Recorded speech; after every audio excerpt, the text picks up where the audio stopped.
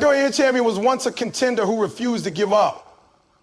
Winning doesn't start in the arena. It starts in your mind, your habits, and how you attack each day. To win in life, you must first win the day. Mastering your morning, the foundation of winning the day.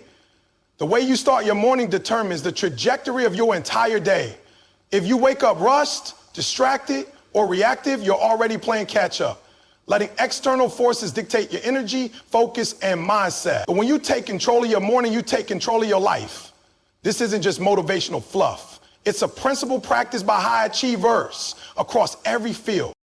Olympic athletes, CEOs, artists, and world changers don't leave their mornings to chance. They design them with intention because they understand that the first hours after waking set the tone for everything that follows. Think about it. When you wake up and immediately grab your phone, what happens? You're bombarded with emails, social media updates, news, other people's agendas. Before you've even had a chance to think for yourself, you've handed over your mental real estate to the outside world. Instead of starting the day with clarity, you start with clutter. But when you reverse that, when you protect those first precious moments for yourself, you create a foundation of strength, focus, and purpose. So what does a winning morning look like? It begins the night before. You can't expect to jump out of bed energized if you went to sleep late, scrolling on your phone until your eyes burn. High performers prioritize sleep because they know rest isn't a luxury, it's fuel. When you're well rested, your willpower, creativity, and decision-making are sharper. The first step to mastering your morning is respecting your sleep. Then, when that alarm goes off, you don't hit snooze. Snoozing trains your brain to resist discipline, to choose comfort over growth. Instead, you rise immediately. You might not feel like it at first, but that's the point. Winning the day starts with winning the battle against your own excuses. The moment your feet hit the floor, you've already claimed your first victory. From there, it's about filling your morning with activities that nourish your mind, body, and spirit. For some, that means meditation or prayer, quieting the noise and connecting with something greater than themselves. For others, it's movement, stretching, running, lifting weights. Exercise doesn't strengthen your body, it sharpens your mind and floods your system with endorphins, setting a positive tone for the day. Then there's feeding your mind. Reading even just 10 pages of a book, listening to a motivational speech, or reciting affirmations programs your subconscious for success. Words have power. The things you tell yourself in those early hours shape your beliefs, your confidence, and your accident. Eric Thomas didn't become E.T. by accident. He conditioned his mind with relentless positivity, self-belief, and hunger. And let's not forget gratitude. Taking just a minute to reflect on what you're thankful for shifts your mindset from scarcity to abundance. Instead of waking up thinking about what you lack, you focus on what you have, and that energy carries you forward.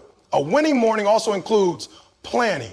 Before the chaos of the day begins, take 5 minutes to review your goals and priorities. What are the top 3 things you must accomplish today to feel like you've won? Write them down. This simple act programs your brain to focus on what matters, cutting through the noise of trivial tasks. But here's the hard truth. None of this works if you don't protect your morning time. That means setting boundaries, saying no to late night distractions, waking up before the rest of the world demands your attention, and guarding those early hours like a soldier guards their post. You wouldn't let someone barge into your home uninvited, so why let distractions invade the sacred space of your morning? Of course, there will be days when you slip up. Maybe you stayed up too late, or the alarm felt heavier than usual. That's okay. Winning the day isn't about perfection. It's about persistence. The key is to never let a bad morning turn into a bad day. Reset, refocus, and reclaim the next moment. Ultimately, mastering your morning is about respect. Respect for your time, your potential, and your future self. Every day is a gift, and how you start it determines whether you'll spend it reacting to life or commanding it. When you win the morning, you position yourself to win the day. And when you stack enough winning days together, you create a winning life. So tomorrow when that alarm sounds, remember, the choice you make in that moment to rise or to retreat is a microcosm of every choice that follows. Win that moment, and you've already begun to win the day. Success is rarely the result of one grand sweeping gesture. It's built through the accumulation of small, deliberate actions repeated over time. The myth of overnight success is just that, a myth. Behind every sudden breakthrough are countless hours of unseen effort, discipline, and incremental progress. This is why focusing on small wins is so transformative. When you shift your mindset from chasing instant results to embracing daily progress, you unlock sustainable growth. The compound effect of consistency outperforms short bursts of intensity every time. Consider the analogy of weight loss. No one loses 50 pounds in a single day. Instead, they lose 1 pound 50 times. Each pound may seem insignificant in isolation, but together they create dramatic change. The same principle applies to mastering a skill, building a business, or improving relationships. Small, consistent efforts, when applied with patience and persistence, lead to extraordinary outcomes. The key is to trust the process even when the results aren't immediately visible. Many people fail because they expect linear progress. They believe effort should always yield visible, proportional rewards. But growth is often non-linear. There are plateaus, setbacks, and periods where it feels like nothing is happening. This is where most people quit. They mistake the plateau for failure when in reality it's part of the journey. The people who succeed are the ones who keep showing up, even when motivation fades. They understand that small wins, stacked over time, create unstoppable momentum. How do you apply this in daily life? Start by breaking big goals into micro action. If you want to write a book, don't fixate on the 300-page masterpiece. Focus on writing 1 page a day. At that pace, you'll have a draft in less than a year. If you want to get fit, don't obsess over running a marathon tomorrow. Commit to a 10-minute walk today. These small actions may seem trivial, but they do 2 critical things. They reduce resistance and build habit strength. The smaller the action, the easier it is to start. And starting is often the hardest part. Another crucial aspect of small wins is measurement. What gets measured gets managed. Tracking your progress, whether through a journal, an app, or a simple checklist, creates accountability and reinforces momentum. Each check mark is a small win, a reminder that you're moving forward. Over time, these check marks add up to undeniable proof of your progress. Even on days when you feel stuck, looking back at your tracked wins can reignite your motivation. It's also important to celebrate small wins along the way. Society conditions us to delay gratification until we reach some distant finish line. But this mindset is flawed. The point is to maintain the habit, even at a reduced capacity. Skipping entirely breaks the chain of consistency, while doing a small amount keeps the momentum alive.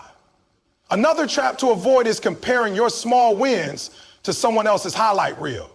Social media amplifies this distortion, making it seem like everyone else is achieving greatness effortlessly, but you're seeing their peaks, not their daily grind. Theodore Roosevelt famously said, "Comparison is the thief of joy." Stay focused on your own path, your own progress, and your own small wins. The beauty of small wins is that you don't need extraordinary talent, resources, or luck. Just the willingness to show up consistently. Over time, these small efforts compound into something extraordinary. Think of a snowball rolling down a hill. At first, it's small and moves slowly. But with each revolution, it gathers more snow and momentum until it becomes an unstoppable force. Your habits work the same way. Finally, remember that small wins build confidence. Every time you follow through on a commitment to yourself, you strengthen your self-trust. You prove that you're capable of growth even in tiny increments. This confidence then fuels bigger actions. What starts as a 10-minute walk evolves into a 5K, then a 10K, then a marathon. The person who couldn't run a mile becomes someone who can't imagine life without running. In a world obsessed with instant results, the discipline of small wins is a superpower. It's the quiet, steady force that turns ordinary people into extraordinary achievers. So instead of asking, how can I achieve my goal as fast as possible? Ask, what small step can I take today? Trust the process, celebrate the little victories, and let time work its magic. The day will come when you look back and realize those small wins were the building blocks of your success. The journey of 1,000 miles begins with a single step, but it continues with thousands more. Keep taking them. Talent is overrated. It might get you noticed, but it won't keep you at the top. The world is full of naturally gifted people who never reach their potential because they relied on ability alone, while others with less innate talent surpassed them through sheer work ethic. This isn't just an observation. It's a pattern seen across every competitive field. The difference between good and great isn't genetics or luck. It's the willingness to outwork everyone, including yourself. Behind their achievements, think about the most successful people you admire, sacrifice, and perseverance. Kobe Bryant didn't become an NBA legend by coasting on talent. He was infamous for his Mamba mentality, training before sunrise and long after his teammates left. J.K. Rowling didn't write Harry Potter in one inspired burst. She worked on it relentlessly, even through rejection and poverty. Eric Thomas didn't go from homelessness to motivational icon by waiting for opportunities. He created them through hustle. The common thread, they all understood that potential means nothing without the work to unlock it. This raises a critical question. Are you working as hard as you could be, or are you settling for good enough? Most people operate at about 40% of their true capacity. They do what's required, maybe even a little extra, but they stop when things get uncomfortable. That's why the bar for success is lower than you think. Simply by pushing beyond average effort, you can surpass the majority. But to reach exceptional, you must embrace discomfort as your new normal. The concept of outworking isn't just about logging more hours. It's about maximizing the quality of those hours. Two people can spend the same amount of time on a task, but one achieves exponentially better results because they're fully engaged. This is the difference between practice and deliberate practice. Deliberate practice involves focused, goal-driven effort with constant self-correction. It's not mindless repetition. It's intentional improvement. A musician playing the same song for hours isn't necessarily improving. But a musician dissecting each measure, isolating weaknesses, and drilling them until they're mastered, that's how greatness is built. One of the biggest traps high potential people fall into is relying on praise. If you've been told you're talented your whole life, you might subconsciously avoid challenges that could disprove that label. This creates a fixed mindset, the belief that ability is static. In contrast, a growth mindset thrives on challenge because it views skills as developable. The moment you believe you're naturally good at something is the moment you stop growing. True competitors don't care about protecting their image. They care about progress. It wouldn't look foolish in the short term if it means getting better in the long term. This is why work ethic beats. There's someone right now with half your natural ability who's outworking you, and they'll eventually outperform you unless you shift gears. The good news, effort is the one variable you completely control. You can't choose your genetics, your upbringing, or lucky breaks, but you can choose to grind when others quit. That's an unfair advantage in a world where most people are looking for shortcuts. To outwork your potential, you must first redefine your limits. Humans are capable of far more than we realize, but we're conditioned to stop at the first sign of resistance. Physical endurance provides a clear example. When runners hit the wall, their brain signals exhaustion long before their body is actually depleted. It's a survival mechanism, not a true limit. The same applies mentally. That feeling of, I can't go on, is often just a starting line for growth. Navy SEALs have a saying, when your mind is telling you you're done, you're really only 40% done. Pushing past that 40% point is where transformation happens. Of course, sustained effort requires fuel. You can't pour from an empty cup. That's why top performers prioritize recovery as seriously as they do work. Sleep, nutrition, and mental health aren't luxuries. They're performance enhancers. The grind at all costs mentality backfires because burnout destroys consistency. External competition can motivate, but internal competition, the drive to be better today than you were yesterday, is what sustains long-term growth. Keep a personal best mindset.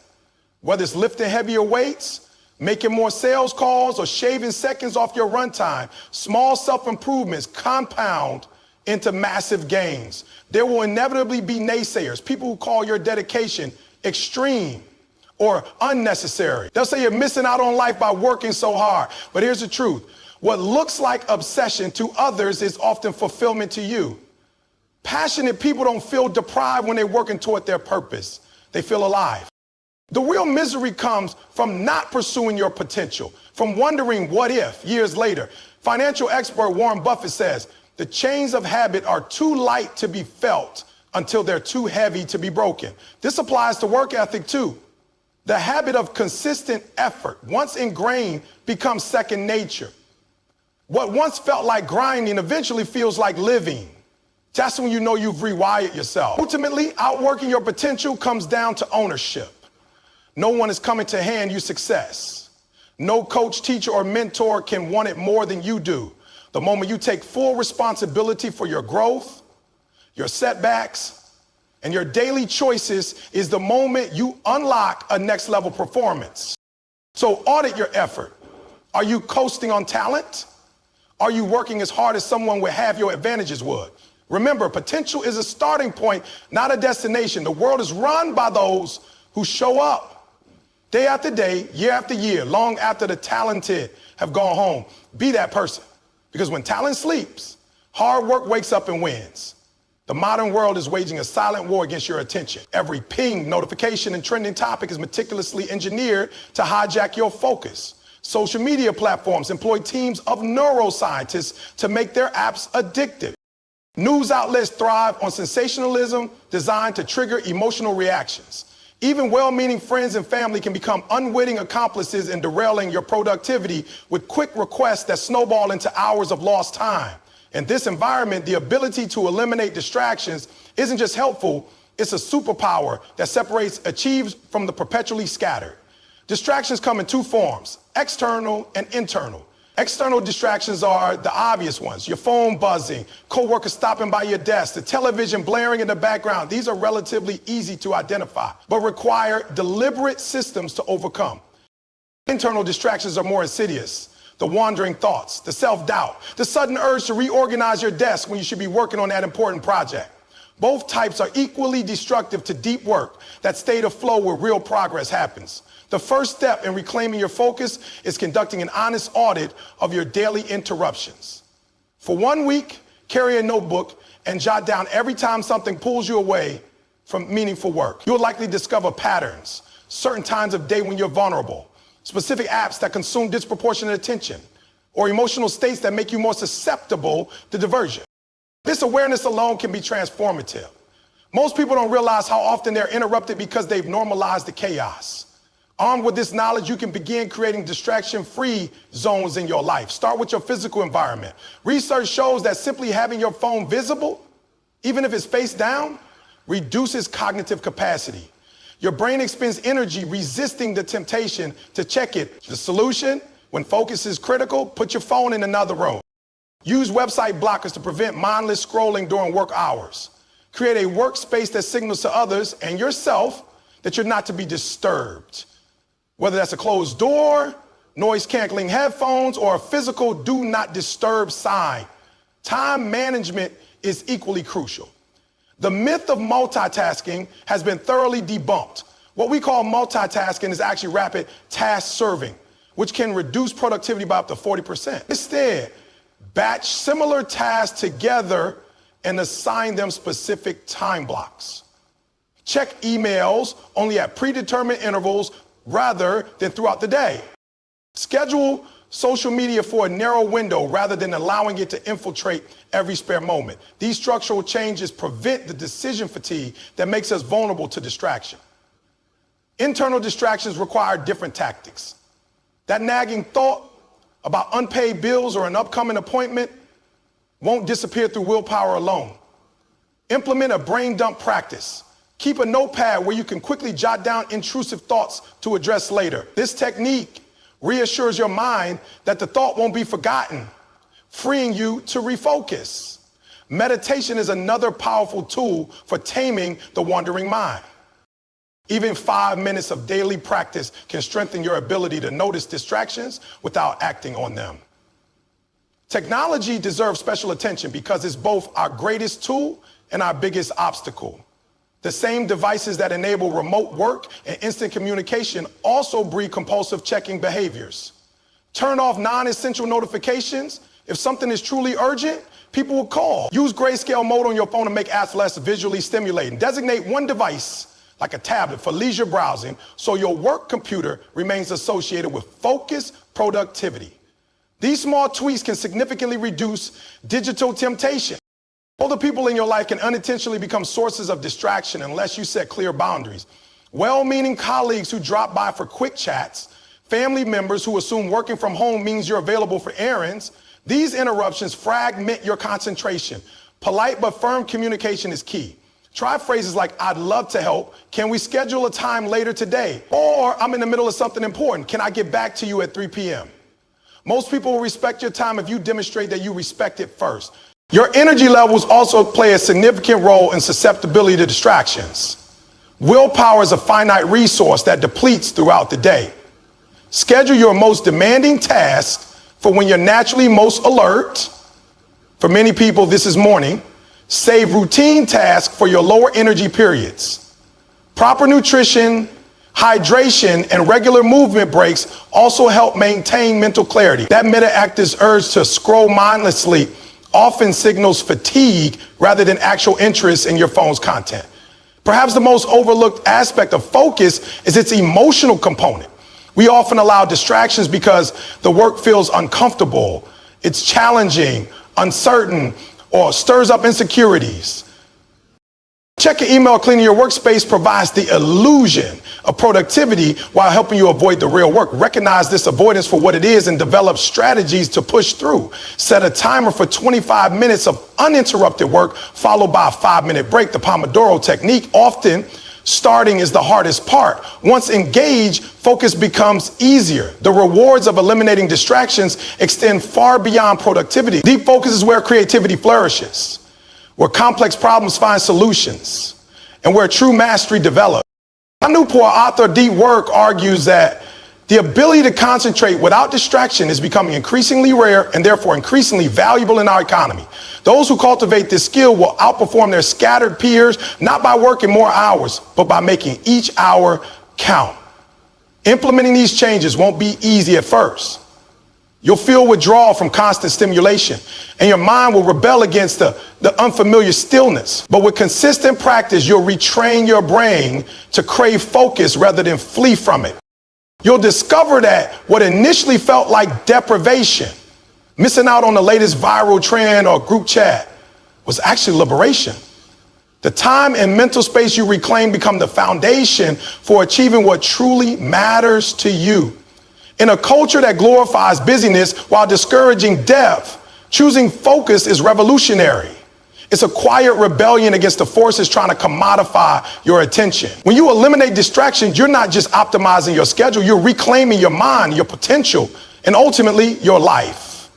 The path to extraordinary results isn't about doing more things. It's about doing fewer things better.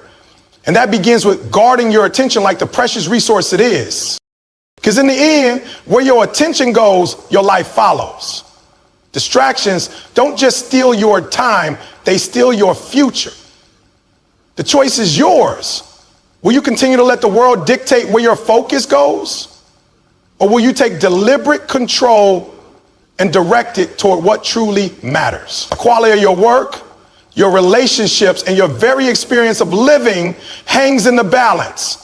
The most underrated habit of high performers isn't what they do during the day, it's what they do at the end of it.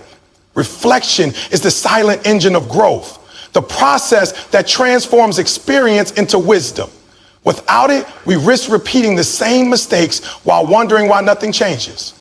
With it, we extract every ounce of value from our efforts, accelerating our progress exponentially. This practice isn't about self-judgment, it's about strategic self-awareness.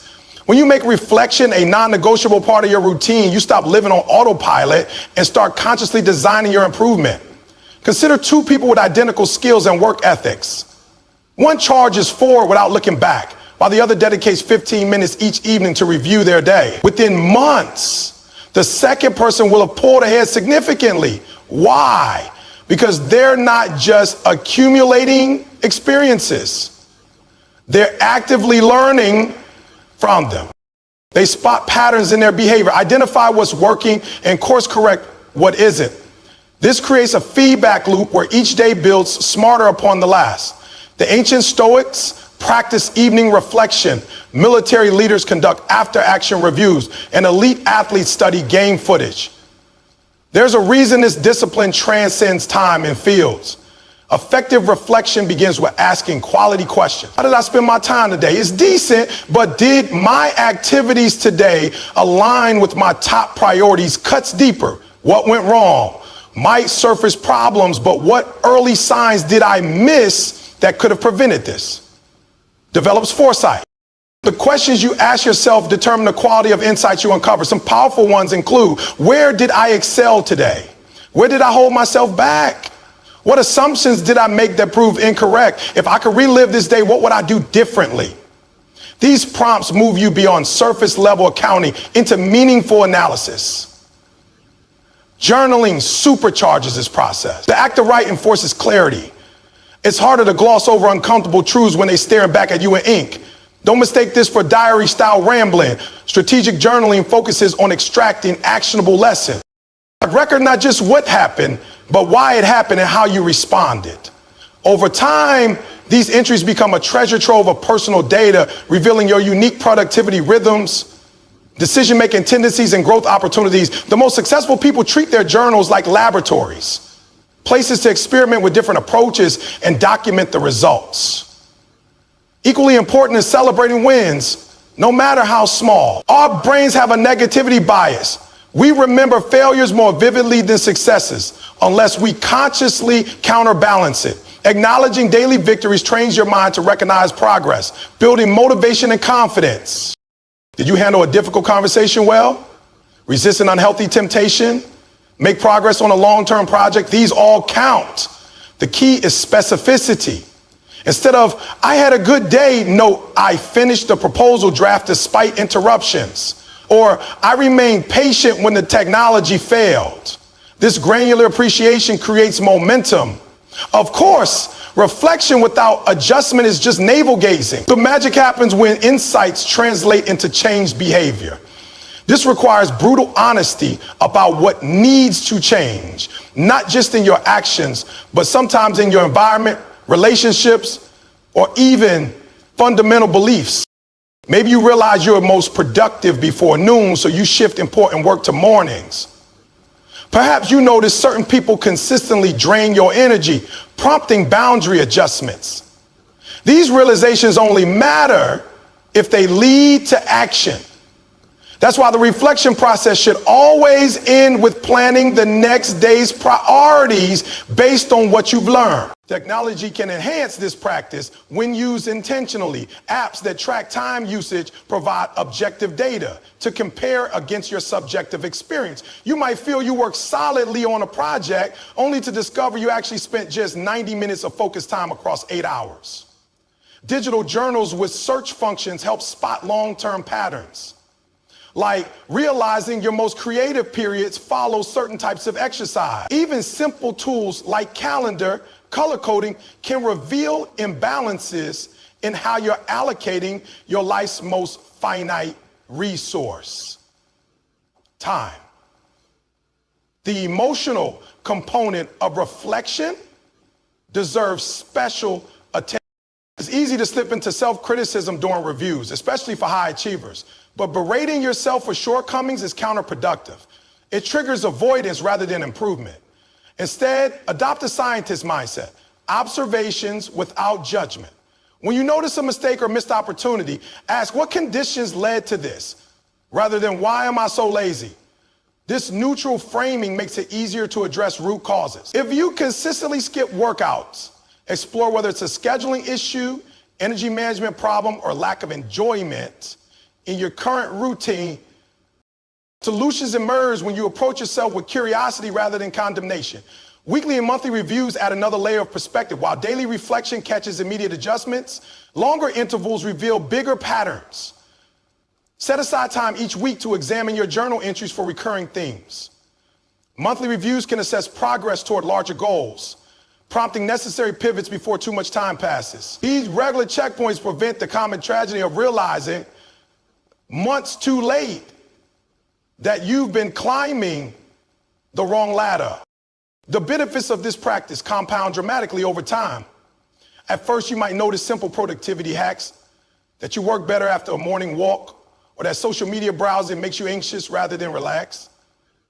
Deeper layers emerge with consistency. Perhaps you recognize a tendency to procrastinate on tasks tied to self-worth, or that your best ideas come when you allow for unstructured thinking time. These personal insights are gold. They help you design a life that works with your nature rather than against it. Leaders who maintain this discipline develop what psychologist Carl Waite called wisdom in the present. They can assess situations more accurately, make better decisions under pressure, and adapt more quickly to change because they've trained themselves to learn from every experience. This creates a powerful advantage in our rapidly changing world, where the ability to unlearn and relearn often matters more than initial expertise. Implementing this practice requires overcoming two main obstacles. First is the illusion of busyness, the belief that you don't have time to pause when in reality, you can't afford not to. Even 5 minutes of reflection yields benefits disproportionate to the time invested. Second is discomfort with self-examination. Many people subconsciously avoid looking too closely at their lives because it might reveal necessary but difficult changes. The solution to both is starting small and building the habit gradually. Ultimately, daily reflection is how you take authorship of your life rather than remaining a passive character in it. Each evening's review is a quiet revolution against the forces that would have you sleepwalk through your day. Consistently reflect and adjust. You stop being at the mercy of circumstances and start creating your circumstances. You become the sculptor of your habits rather than their sculpture. The unexamined life, Socrates warned, isn't worth living, but the examined life, where each day's experiences become fuel for the next day's growth, that's where true mastery lies. In those quiet moments of honest review, you're not just accounting for time spent, you're ensuring that time spent you wisely. That's how ordinary days become extraordinary years and how potential transforms into legacy. Because here's the secret no one tells you. Success isn't about doing more things right. It's about doing fewer things wrong. And you only discover what those things are by stopping long enough to look. As we bring this journey to a close, remember that winning the day isn't about perfection. It's about presence. It's about showing up fully, engaging completely, and extracting every ounce of value from the 24 hours we're all given equally. And the 5 keys we've explored: mastering your morning, valuing small wins, outworking your potential, eliminating distractions, and reflecting to adjust, aren't separate strategies, but interconnected parts of a powerful system for excellence. When you string these practices together consistently, something remarkable happens. Ordinary days compound into extraordinary results. You'll look up one day and realize the life you've created is the one you once only imagined. But that transformation won't come from a single heroic effort. It will come from the quiet dignity of daily discipline, from choosing focus over frenzy and progress over procrastination day after day. The world will try to pull you in countless directions to dilute your attention and energy across trivial pursuits. Your job is to stay true to what matters, to protect your time like the sacred gift it is, and to remember that today, this very day, is the only day you can actually win. Yesterday's already gone. Tomorrow isn't promised. But today is your masterpiece in progress. So when you wake tomorrow, rise with intention, approach each hour with purpose. And when evening comes, reflect, not with regret, but with reverence for the opportunity to try again. This is how champions are made, not in the spotlight, but in the shadows of preparation, not through luck, but through relentless daily betterment. The person you're meant to become is waiting on the other side of these disciplined days. Now go meet them. The sun will rise again tomorrow, bringing with it a fresh chance to win the day. Will you be ready? The answer lies not in your words, but in your actions when that alarm sounds. This is your moment. This is your life. Win it one day at a time.